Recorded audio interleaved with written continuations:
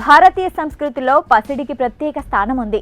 ఇది కేవలం అలంకార వస్తువు మాత్రమే కాదు, కష్టకాలంలో ఆదుకునే నమ్మకమైన ఆస్తి, కుటుంబ భద్రతకు ప్రతీక.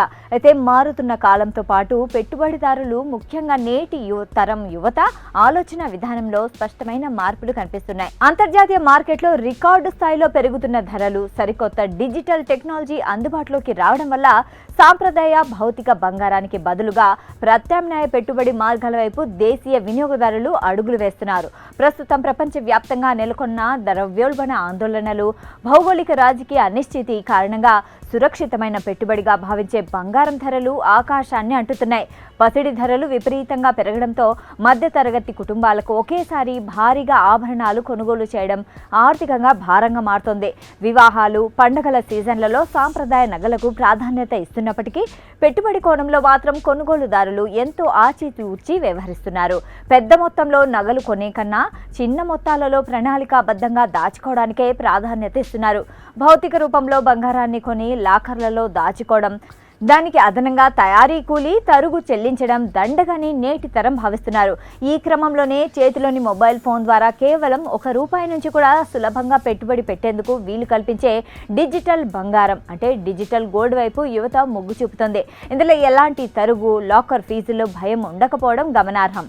నేటి తరం యువ పెట్టుబడిదారులు కేవలం పసిడిపైనే కాకుండా విభిన్న రంగాల్లో పెట్టుబడులు పెట్టడానికి ఆసక్తి చూపిస్తున్నారు.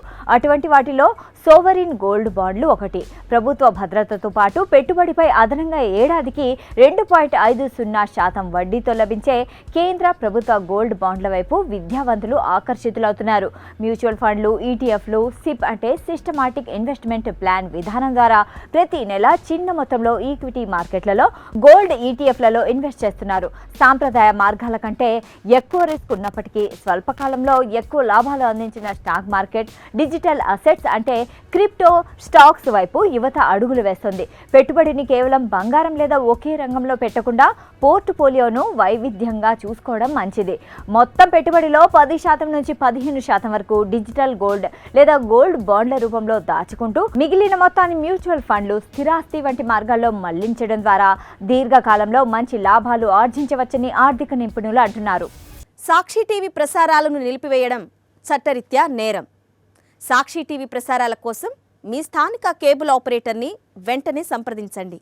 డిటిహెచ్లో, ఇంటర్నెట్లో కూడా సాక్షి టీవీ ప్రసారాలను వీక్షించవచ్చు.